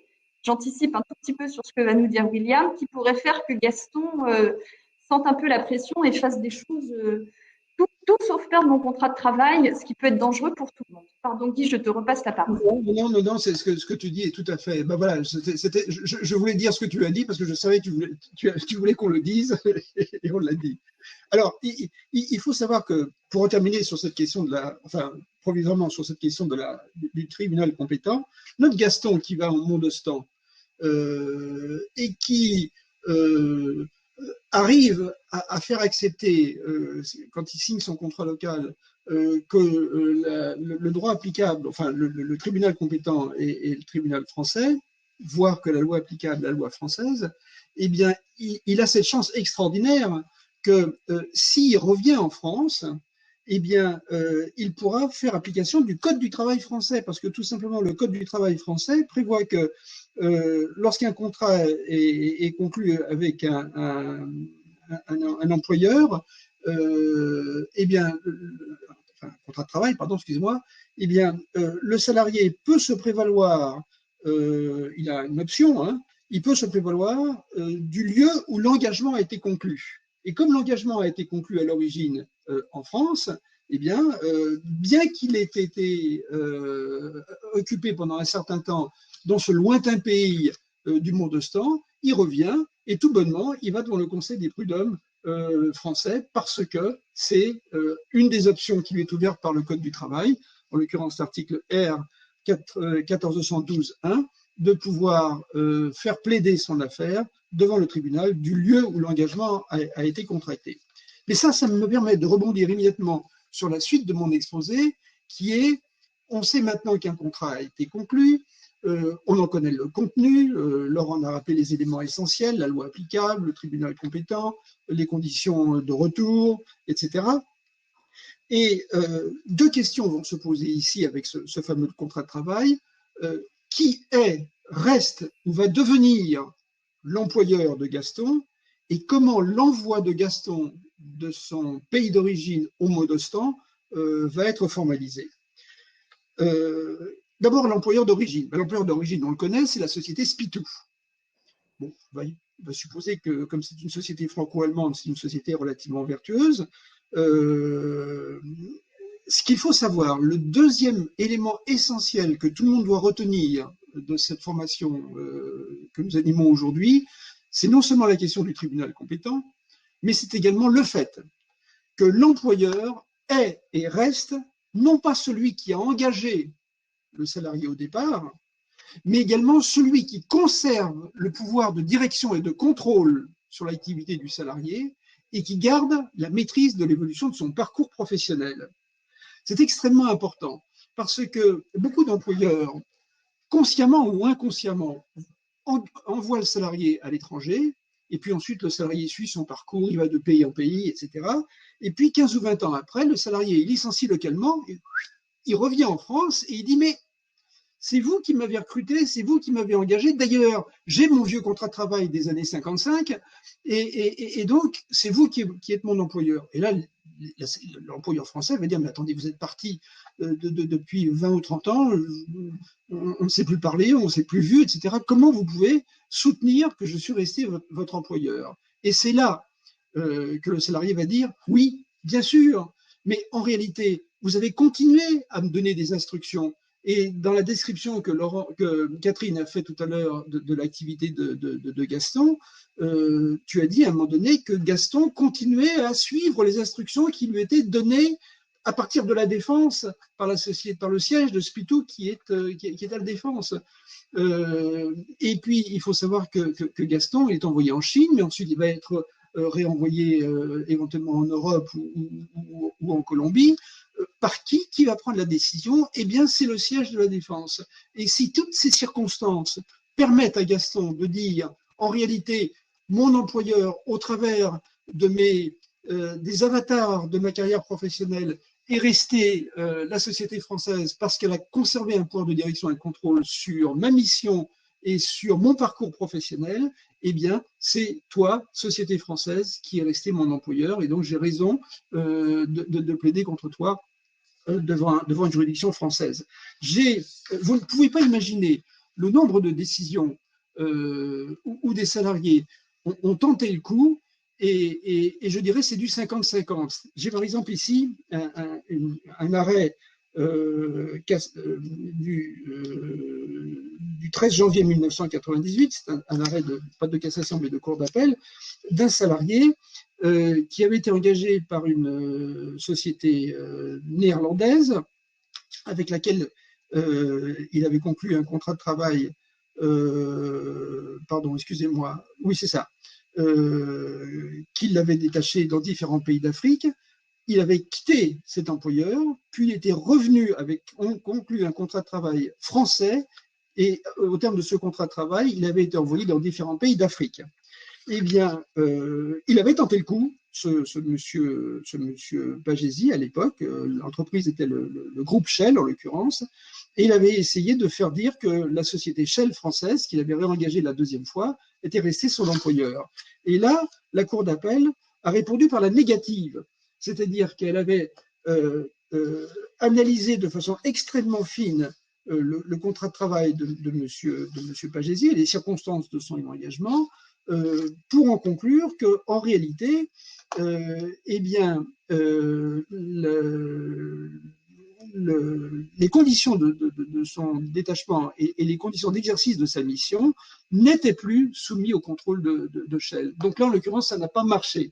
Mais ça peut marcher, et c'est la raison pour laquelle il faut être extrêmement vigilant. Il faut être également vigilant, c'est le deuxième point, lorsque la société recrute en France, ou bien la société recrute un salarié pour une de ses filiales, aucun élément contractuel n'intervient, il n'y a pas de matérialisation, elle agit comme mandataire de la filiale, et dans ces conditions, il y a très peu de risques que le salarié puisse faire remonter un lien ou le maintien d'un lien avec la société d'origine.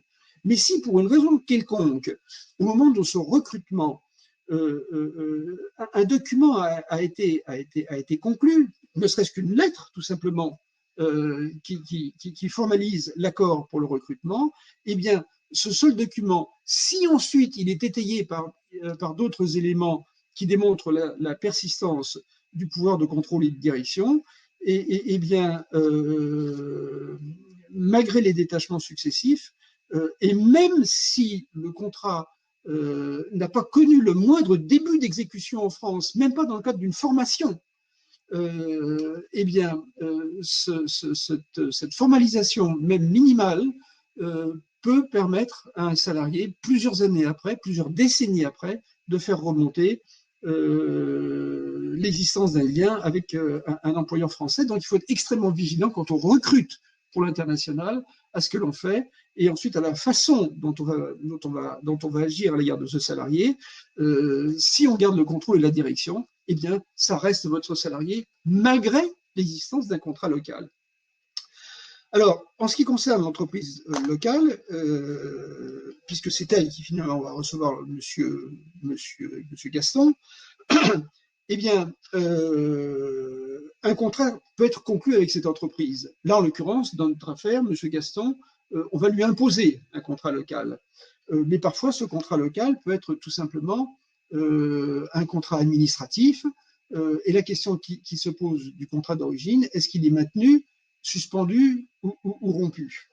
Alors, si le détachement de monsieur Gaston est pour une courte durée, le contrat de travail d'origine est maintenu. Une simple lettre de mission suffit et le contrat local peut être un vrai contrat ou un contrat administratif, on s'en fiche. Si au contraire, la mission dure plus longtemps, en général plus de 6 mois, là, différents cas de figure sont possibles. Le contrat d'origine peut être maintenu, c'est le cas d'un détachement, et l'entreprise locale, l'entreprise d'accueil, peut soit exercer une simple activité déléguée, soit devenir un co-employeur, voire un employeur simultané. C'est ce qui se présente lorsque la filiale et la société mère, en réalité, ont une telle identité d'intérêt, de direction et de capitaux qu'en réalité, on n'arrive plus à différencier qui est le véritable employeur. Et dans ces cas-là, il est bon de conclure en France un avenant avec l'entreprise d'origine, indépendamment du contrat qui peut être signé localement. Deuxième cas de figure, toujours un détachement, mais le contrat de travail est suspendu, et il est suspendu pourquoi? Parce qu'il y a une volonté de conclure un vrai contrat de travail local. Et puis, le troisième cas de figure, c'est celui où il y a expatriation, c'est-à-dire où il y a rupture, et dans ces conditions, il ne peut y avoir rupture qu'à la condition qu'on règle le sort du contrat de travail initial, notamment les questions d'ancienneté, notamment les questions de congés payés, etc., etc. Tout ceci que nous venons de voir est résumé très simplement dans ce schéma que vous voyez et que je vais passer en vitesse très rapidement. Ou bien on a un contrat interne qui existe sans clause de mobilité ou avec clause de mobilité. S'il n'y a pas de clause de mobilité, on doit faire une proposition au salarié. S'il est recruté spécifiquement pour l'international, on passe directement au contrat de travail international qui peut avoir recouvrir différentes formes. Ça peut être une lettre de mission ou un avenant de détachement, un avenant de suspension, comme on vient de voir, ou bien un contrat de travail international par essence, comme on l'a vu tout à l'heure lorsque l'or est intervenu. Et puis le contrat de travail local, eh bien, soit il peut exister conjointement avec le contrat d'origine, ou bien quand il y a expatriation, il n'y a plus que le contrat de travail local, et le contrat de travail d'origine est non plus suspendu, mais rompu. Voilà. Je vais en rester là. Je ne vais pas parler de ce qui se passe si M. Gaston, si le contrat de travail de M. Gaston est rompu. Je verrai le temps que William me laisse. Je voulais juste dire, pour finir, qu'en réalité, je voulais essentiellement parler de ce dont je viens de parler, c'est-à-dire du contrat de travail, de sa matérialisation, de son articulation avec un contrat local, pour rester dans l'objet du présent atelier, mais que vous avez le support qui est sous les yeux et auquel vous pouvez avoir accès, que vous pouvez vous procurer, et qui développera les autres points qu'on n'a pas le temps d'aborder en 2 heures quand on est à plusieurs. Guy, merci beaucoup pour ces explications très précises. Je passe la parole à Laure qui veut encore faire une remarque et ensuite on va se préoccuper de Gaston qui est accueilli par des flics du FBI à la passerelle d'un avion où il arrive à New York pour un voyage professionnel. Ça va très mal se passer. Vas-y Laure.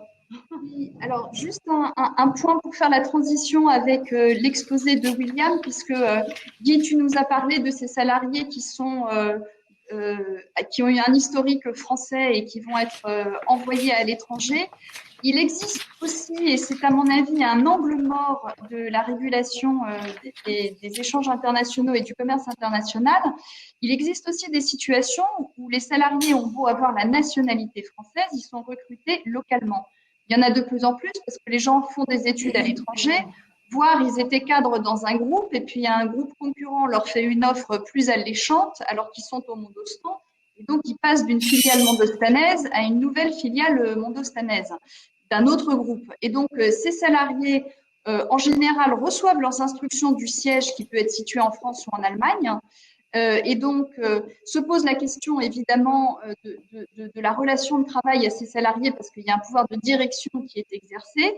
Mais en tout cas, ce qui est certain, c'est que leurs actes dans les opérations du commerce international vont engager la responsabilité du groupe qui les emploie, indépendamment du maintien ou non, ou de l'existence qui a pu ne jamais avoir lieu d'un contrat de travail de droit préalable. Et donc, cette responsabilité pénale à la fois du salarié et de l'entreprise, elle se produit dans un certain nombre de situations et que ça n'est pas réservé au cas d'expatriation parce qu'il y a des recrutements locaux. Pardon. Alors, Laure, tu as tout à fait raison. Le cas des salariés français, des nationaux français, qui vivent au Mondostan et qui sont engagés au Mondostan sur la base d'un contrat local, etc., ne sont pas des salariés expatriés ou détachés. On n'est pas dans la mobilité internationale. Absolument. Simplement, comme ils sont étrangers et qu'ils ne sont pas ressortissants mondostanais, ils n'ont pas intrinsèquement de droit de séjour au Mondostan. Ils ont un droit de séjour qui repose sur le contrat de travail que leur conclut la filiale locale du groupe concurrent. Ils ont cédé à l'appel des sirènes du groupe concurrent. Donc, de toute façon, en termes de fragilité et d'exposition et de tentation éventuellement, ils vont présenter la même situation de fragilité que le salarié de nationalité française qui a été recruté en France. Au regard du droit mondostanais, ce sont des ressortissants étrangers qui n'ont un droit de séjour et de résident et un permis qui s'étend à leur famille que parce qu'un employeur leur consent un contrat de travail, et cet employeur peut être une filiale du groupe. Et donc, en cas de tension avec l'employeur local au niveau du contrat de travail, ils vont être dans la même situation de vulnérabilité sur leur droit de résident. Ça paraît abstrait comme ça, mais pour l'avoir vécu, le droit, le permis de résidence, c'est quand même votre appartement, là où vos enfants vont à l'école, votre réseau de copains, où vous habitez, là où votre conjoint travaille. Donc, c'est un point de vulnérabilité très fort. Donc, et ça repose sur l'existence d'un contrat de travail. Si ce contrat de travail est rompu, tout s'écroule pour le salarié et ça en fait des points vulnérables, des maillons faibles de régulation. Et je passe la main à William pour qui est le pénal. Juste pour dire, pardon, excuse-moi, c'était le deuxième point que je voulais dire. Donc, ce ne sont pas des salariés de mobilité internationale, mais je reviens sur ce point fondamental. Si jamais, bien qu'ils aient conclu un contrat local, mais vraiment strictement local, et qu'ils arrivent à montrer que la réalité du pouvoir de contrôle et de direction est assurée à l'extérieur du Mondostan par une entreprise qui est en France, eh bien, rien ne va les empêcher d'aller devant un juge français et de dire qu'ils dépendent de cet employeur, avec tout ce qui s'ensuit, l'application de la loi française, éventuellement la compétence d'un juge français. Donc, le point fondamental qu'il faut retenir, c'est qui contrôle le pouvoir de direction et de contrôle. Et les conséquences seront pénales. Alors, William, on écoute avec beaucoup d'attention ce que tu as à nous dire pour ce pauvre Gaston. Bonjour tout le monde, le son est bon? Parfait. Alors peut-être 3 mots d'introduction très courtes. Le droit pénal, c'est le premier niveau. Le droit pénal international, c'est le deuxième niveau, c'est la deuxième couche qui complexifie, qui à mon sens rend la matière d'autant plus intéressante. C'est la matière que je pratique le plus maintenant. Et puis là, comme à la CE, on aime bien intéresser les choses au maximum de leur complexité, on a rajouté un troisième niveau qui est donc le droit pénal international des affaires. Donc on a les 3 niveaux de complexité, je crois, optimales pour qui fait du pénal, qui vont faire qu'on ne réfléchit pas simplement sur une problématique de droit pénal dans un pays, mais dans 2 pays. Je dirais dans un mot juridiquement, quels sont les premiers réflexes qu'il faut que vous ayez lorsque vous vous retrouvez dans une situation de droit pénal donc transfrontalier. Et puis, on a un deuxième niveau qui va doubler encore le niveau de complexité, qui est que vous allez devoir réfléchir non pas seulement en termes de la défense donc de ce pauvre Gaston, mais également de réfléchir en quoi cette défense est complexifiée par l'existence du groupe personne morale qui l'emploie et qui peut soit être son soutien, soit éventuellement ne pas être son soutien, voire éventuellement être son ennemi. Donc vous avez la branche droit international qui est qu'on réfléchit avec au moins 2 points de contact et des occurrences juridiques qui font qu'on va avoir 2 droits nationaux, plus la plupart du temps des outils internationaux qui vont venir connecter ou ne pas connecter. Donc ça tourne déjà bien comme ça avec au moins 3 niveaux de base juridique. Et puis en plus, vous avez la double réflexion individu, personne morale, avec les occurrences habituelles qu'on connaît en droit pénal des affaires, qui sont est-ce qu'on a une communauté d'intérêts ou est-ce qu'on a une distinction dans les intérêts et des doubles jeux, éventuellement des rebonds, des choses comme ça. Donc c'est tout à fait passionnant. Dans le temps qui reste, je ne vais pas, je crois, rentrer dans trop de détails, voire presque dans aucun, parce qu'on n'aura pas le temps. Et je crois que ce qui est intéressant, c'est de vous donner peut-être les réflexes, de vous dire où est-ce que, si vous vous retrouvez dans une situation comme ça, vous devez aller regarder, sachant que si vous avez une situation, ce sera évidemment pas celle que j'aurais évoquée. De toute façon, il faudra que vous alliez voir quel est l'état de la législation du pays réel dans lequel votre client se trouvera ou dans lequel la société aura son siège social.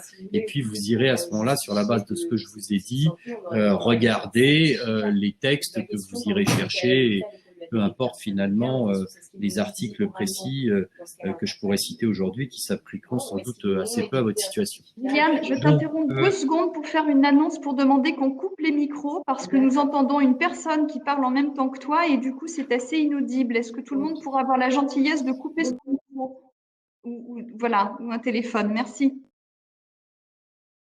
Je te repasse la parole. Merci Laure. Donc, pour prendre les choses peut-être chronologiquement, dans cet univers complexe, on va essayer de commencer par le début. Donc, Gaston est interpellé, ça peut être le FBI, au Mondostan, le FBI peut aussi aller, le FBI interpelle un peu partout dans le monde, mais ça peut être aussi la police mondostanaise ou ça peut être une équipe conjointe FBI-Mondostan. Bon. La première chose qu'il va falloir que vous regardiez, c'est est-ce que ce pauvre Gaston va pouvoir bénéficier de l'assistance d'un avocat ou pas. La protection consulaire ici est un outil qui potentiellement peut être utile. On l'évoquait notamment avec Laure lorsqu'on préparait cet atelier, qui disait protection consulaire. Mon expérience, c'est que c'est pas toujours formidable. Antoine Moisan, que je représente aussi aujourd'hui, disait c'est souvent pas terrible du tout. Il est assez rare que le Quai d'Orsay se mobilise dans un dossier individuel, ça arrive, faut pas désespérer. Si vous avez un dossier avec des enjeux qui sont sensibles, n'hésitez pas quand même à vous adresser au-delà du consulat au Quai d'Orsay. On peut toujours mobiliser le ministère des Affaires étrangères. Et puis parfois, il y a quand même un volet politique qui peut se mettre en place. Donc c'est à ne pas négliger, pardon. La protection consulaire, c'est la Convention de Vienne. Vous pourrez aller la voir, c'est facile à trouver. Son article 5 fait référence très clairement au fait que dans la protection consulaire, il y a une assistance pour les personnes qui sont arrêtées et détenues. Assistance, ça veut dire qu'à minima, si on ne vous donne accès à aucun avocat, à aucun membre de la famille, qu'on vous bloque, que vous ne pouvez pas téléphoner et qu'éventuellement même votre employeur ne sait pas ce qui vous arrive, ce qui est possible dans certains endroits du monde qui ne sont pas la Corée du Nord, eh bien vous aurez peut-être comme seule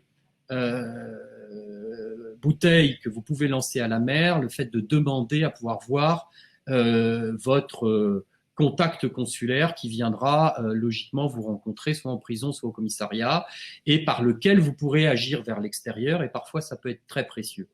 Donc c'est à ne pas négliger avec cette articulation. Catherine en a parlé en introduction, sur la citoyenneté européenne. On a une protection consulaire qui est accrue Et pensez à cela, parce que si Gaston se retrouve incarcéré, pris dans un pays où la France soit n'a pas de représentation consulaire, c'est assez rare, mais ça arrive, soit à une représentation consulaire qui va être défaillante, eh bien, au vu eh bien, de ces dispositions sur la protection consulaire arrimées à la citoyenneté européenne, eh bien, l'ambassade ou le consulat allemand ou de n'importe quel autre pays de l'Union européenne pourra venir secourir Gaston de la même façon que si c'était sa représentation française. Alors, que disent les textes sur le droit à un avocat? Il y en a certains que vous connaissez, sans doute. On a les textes qui sont applicables, peut-être pas partout dans le monde, mais enfin dans un grand nombre d'endroits du monde, qui sont les textes, ou le texte plus exactement, la Convention européenne des droits de l'homme, qui connecte des pays qui vont bien au-delà de la zone Europe. J'ai eu un dossier par exemple récemment avec la Corée du Sud, qui est membre du Conseil de l'Europe et qui est signataire de la Convention européenne des droits de l'homme, qui s'applique. C'est pareil pour la Convention européenne d'extradition. Pour la Corée du Sud, d'ailleurs, c'était plus sur celle-là, mais il y avait dans la Convention européenne d'extradition des possibilités de venir critiquer le non-respect d'un certain nombre de droits fondamentaux arrimés à l'article 6 de la Convention européenne des droits de l'homme, qui, dans sa rédaction, prévoit le droit à un accès effectif à un avocat, le droit à un certain nombre de pièces, etc. Donc ça, c'est un texte sur lequel vous pouvez vous appuyer. Il y a au niveau européen un petit focus quand même, si l'arrestation se faisait dans un État de l'Union européenne, il y a là une directive qui est beaucoup plus précise, à laquelle vous pourrez également vous référer, et qui est la directive 2013/48 UE du 22 octobre 2013. Je ne rentre pas dans les détails, vous pourrez aller la voir. Mais là, il y a des articles très précis sur le droit d'accès à un avocat dans le cadre des procédures pénales, avec là un déroulé beaucoup plus précis sur la confidentialité, sur ce à quoi l'avocat a accès, étant précisé que dans un certain nombre de pays du monde qui sont quand même considérés comme des pays civilisés, le droit d'accès à l'avocat est quand même très limité, voire inexistant. À Singapour, par exemple, vous n'avez pas le droit à accéder à un avocat, en tout cas il ne peut pas être présent pendant les auditions en garde à vue. L'enquête, on l'a vu par exemple pour Carlos Ghosn au Japon, peut durer des semaines, voire des mois, et avec aucun avocat, aucun accès aux pièces du dossier. Donc, vous pouvez vous retrouver, en fonction d'où Gaston est arrêté, dans des régimes juridiques nationaux qui pourraient éventuellement être en conflit avec ces normes internationales que vous pouvez aller chercher. Et si l'accès n'est pas permis éventuellement par le droit national tel que vous considérez qu'une des normes internationales le permet, vous pouvez à ce moment-là, sur place, essayer de ruer un peu dans les brancards pour dire que même si en droit national, c'est pas comme ça, et bien qu'il y a une violation des normes internationales dont vous pouvez essayer, avec le soutien d'un avocat sur place, ça c'était un point aussi d'introduction. Si vous êtes dans cette situation-là, vous êtes avocat français de la CE, eh bien le premier réflexe, avec celui peut-être de penser à la protection consulaire évidemment, c'est de vous constituer un avocat avec lequel vous allez coopérer sur place, étant précisé que les ambassades, en principe, peuvent aussi vous aider, si votre réseau vous permet pas de trouver un confrère de qualité, de vous orienter vers des confrères spécialisés dans la matière qui sera la vôtre, c'est-à-dire le pénal ou le pénal des affaires. Donc vous allez avoir besoin d'un point de contact sur place, qui va être l'avocat du pays où votre client Gaston, en l'occurrence, est arrêté. Vous allez agir vous, et vous allez vérifier quelles sont les dispositions nationales, mais aussi internationales, sur lesquelles vous pouvez vous appuyer pour essayer de favoriser l'accès à l'avocat. Alors, toute petite occurrence.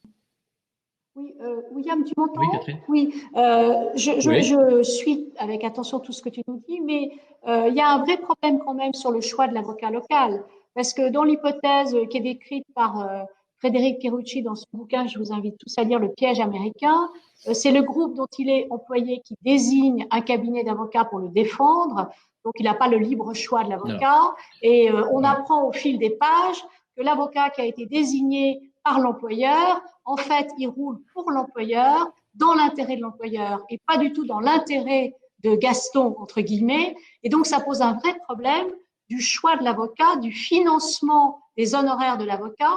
Et de mon point de vue modeste, c'est un point qu'il faut traiter au moment de la conclusion du contrat de travail et des clauses, parce que c'est plus une hypothèse d'école qu'un cadre qui travaille à l'international se retrouve pris dans une enquête pénale.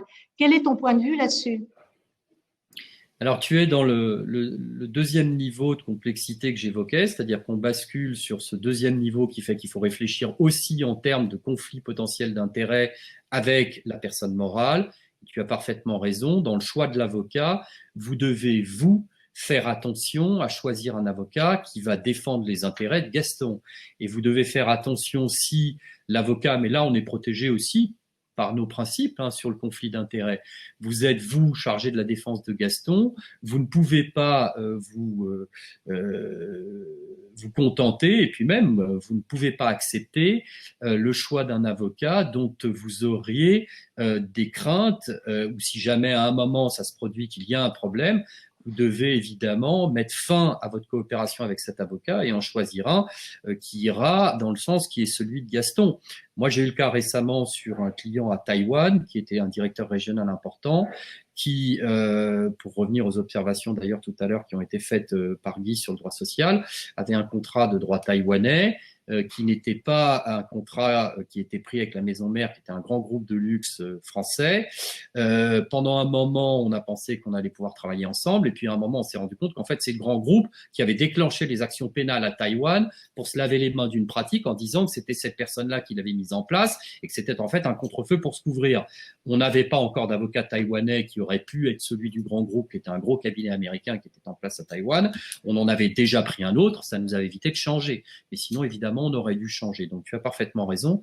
Ça, c'est un souci qu'il faut avoir dès le début. Mais parfois, le problème n'est pas déclenché dès le début. On se rend compte que ça n'est que par la suite qu'il y a un problème. Il faut absolument, dans ce cas-là, bien sûr, mettre un terme et puis prendre un autre avocat qui va être indépendant et qui va pouvoir travailler avec nous sur la défense de Gaston. Oui, William, encore une question à 3 points.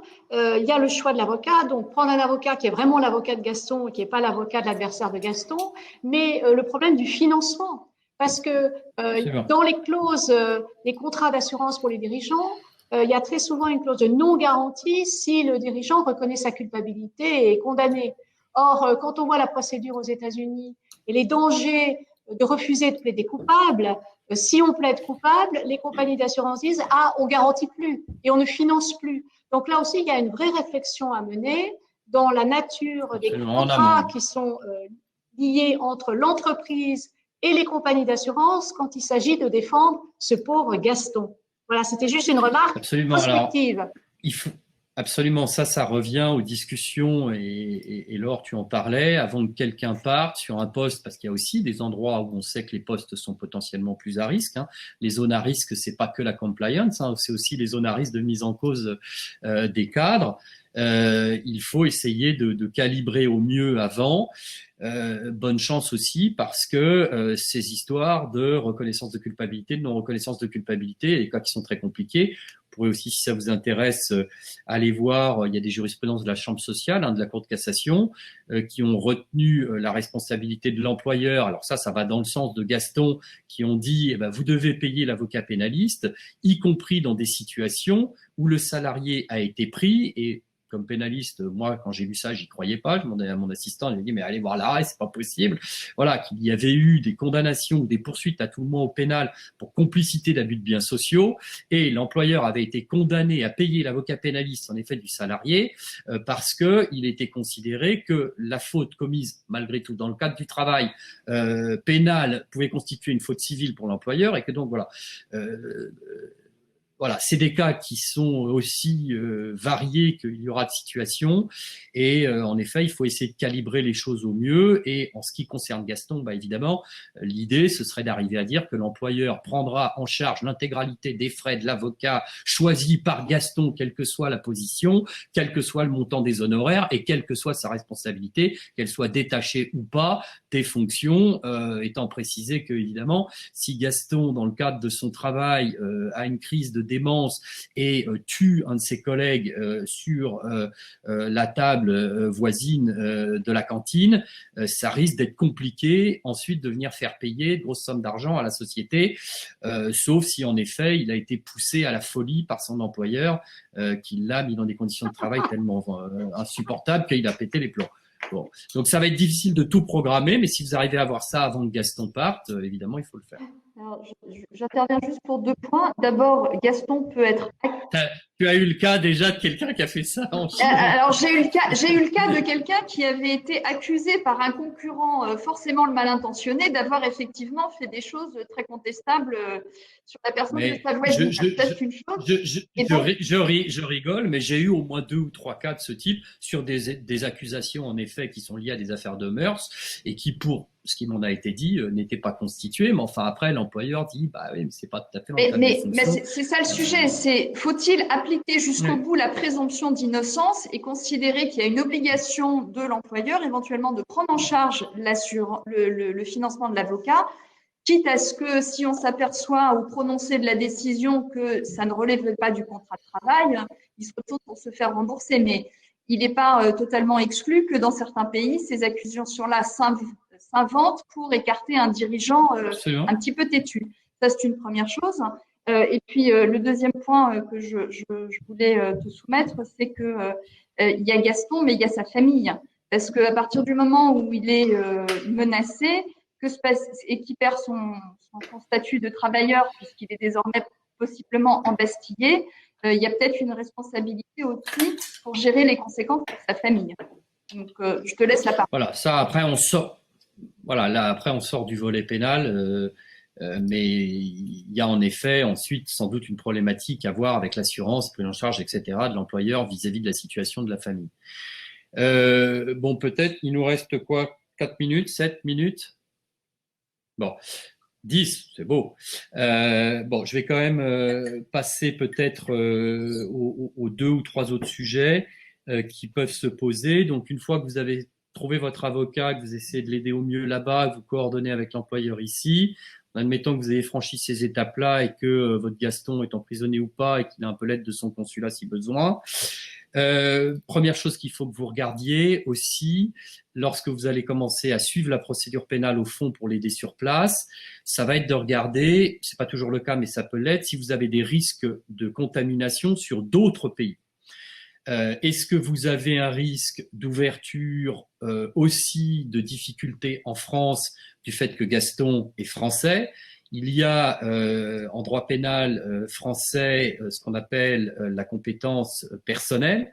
Donc un Français qui commet un certain nombre d'infractions à l'étranger peut être attrait devant des juridictions pénales. Donc ça peut être un problème. Vous avez aussi la possibilité qu'il y ait des infractions qui aient des éléments qui la constituent, qui se soient produits en France, ou alors il y a moins d'extraterritorialité de la loi française qu'il y en a pour la loi américaine, mais enfin on est en train quand même de monter un petit peu en régime, notamment avec Sapin 2, et donc regardez quand même si éventuellement votre dossier éventuellement transfrontalier de corruption, de blanchiment, d'attribution de je ne sais pas quel marché dans des conditions qui ne correspondent pas aux clauses à Taïwan, mais enfin est-ce qu'éventuellement il n'y aurait pas eu des ventes à destination de la France, ou des ventes qui seraient passées par des intermédiaires français, ou des ventes qui auraient impliqué une filiale française, et que là, il y aurait eu des rétrocommissions, des choses comme ça.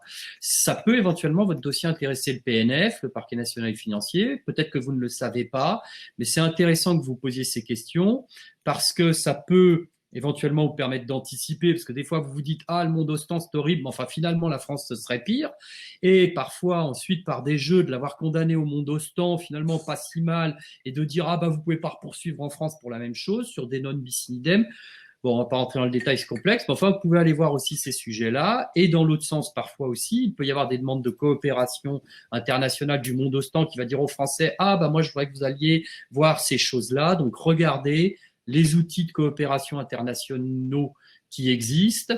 S'il y en a, en droit pénal international, de toute façon, le principe est toujours le même. Le droit national français est subsidiaire. C'est comme pour la communauté en matière de mariage, réduite aux acquêts, sauf si vous avez voulu autrement. En droit pénal international, la règle, c'est convention internationale. Donc, quel que soit votre sujet, extradition, coopération judiciaire, donc ce qu'on appelle MLA, Mutual Legal Assistance, que ce soit transfert de condamnés, j'en dirai un petit mot. Premier réflexe, vous allez voir entre le monde OSTAN et la France, ou le pays dans lequel vous êtes et la France, est-ce que vous avez une convention bilatérale? Il n'y en a pas tant que ça, la France en a signé qu'une dizaine ou une quinzaine. Beaucoup de pays n'ont pas de convention bilatérale avec la France parce que c'est couvert par des conventions multilatérales plus générales, Convention européenne des droits de l'homme, Convention européenne d'extradition. Il y a des conventions également d'application générale des Nations Unies sur la corruption, sur le crime organisé. Donc, allez voir les conventions internationales. S'il n'y a rien, vous descendez ensuite sur le niveau du Code de procédure pénale qui est là et qui s'applique de façon subsidiaire. Transfèrement des condamnés, j'en disais un petit mot. Donc, vous allez suivre votre dossier, vous allez voir s'il y a des occurrences avec la France. Est-ce que vous pouvez jouer sur un tableau pour essayer d'aider de l'autre côté? Vous pouvez le faire dans les deux sens. Il y a toujours cette gymnastique-là aussi qu'il faut savoir mettre en place quand ça peut être utile. Si votre Gaston se retrouve condamné au monde OSTAN ou dans le pays où il est, vous pouvez avoir intérêt à le faire rapatrier. J'ai été d'ailleurs un peu trop vite. Vous avez deux outils de coopération qui sont applicables sur le transfèrement de condamnés. Il y en a un qui est au sein de l'Union européenne et qui d'ailleurs ne s'appelle plus transfèrement de condamnés uniquement parce qu'il a l'avantage. Donc si Gaston est dans un des pays de l'Union européenne, pensez à cet outil-là. C'est l'outil sur le transfèrement, mais aussi sur la reconnaissance des décisions judiciaires pénales. Cet outil permet d'aller au-delà de ce qui se fait sur le transfèrement de condamnés international, parce que ça vous permet d'obtenir des rapatriements avant condamnation. Il y a un système au sein de l'Union européenne maintenant, facilité dans sa mise en place, parce que ça n'est plus un système qui fonctionne via le canal ministre de la Justice français, ministre de la Justice du pays en dehors de l'Union européenne. Donc là, souvent en plus, il y a un canal d'abord diplomatique, Quai d'Orsay, garde des Sceaux, garde des Sceaux, garde des Sceaux. Enfin, garde des Sceaux, ensuite ça repasse au Quai d'Orsay de l'autre côté. Donc c'est très long. Un rapatriement de quelqu'un qui est condamné au Japon, ça va être long parce que ça va être du garde des Sceaux au garde des Sceaux. Donc vous allez avoir un an et demi. Au sein de l'Union européenne, ça va beaucoup plus vite parce qu'il y a cette création d'un nouvel outil juridique qui s'appelle l'émission de certificats et qui vous permet de parquet à parquet directement de faire des demandes avec des process facilités et vous arrivez à obtenir des transfèrements de condamnés pour exécution d'une peine en France pour quelqu'un condamné en Espagne en seulement quelques mois et ça peut être vraiment quelques semaines, en 2-3 mois, maintenant on y arrive assez bien. Le deuxième avantage, je le disais, c'est que vous avez des outils qui vous permettent de mettre en place des contrôles judiciaires européens et des rapatriements, soit pour faire de la détention en France, mais la plupart du temps, c'est plutôt avec un outil de contrôle judiciaire. Et ça vous permet, on rebondit sur la présomption d'innocence, si vous arrivez à faire éventuellement sortir votre gars au monde OSTAN, pour les familles, des fois, c'est un plus très important, évidemment, sur la base de ces processus de coopération au sein de l'Union européenne, à faire revenir Gaston, en attendant que son procès se tienne en Allemagne ou dans un autre pays, et puis ensuite, il peut retourner là-bas pour être jugé. S'il est condamné, vous pouvez le faire revenir ici pour exécuter sa peine. Donc, pensez bien à ces outils-là. Ils sont utiles une fois que les carottes sont cuites. Et croyez-moi, lorsque quelqu'un a été condamné à une peine de 15 ans, 20 ans, 25 ans au Pakistan ou même aux États-Unis, de revenir purger en France, c'est évidemment quelque chose de très important. Dernière remarque et j'ai fini.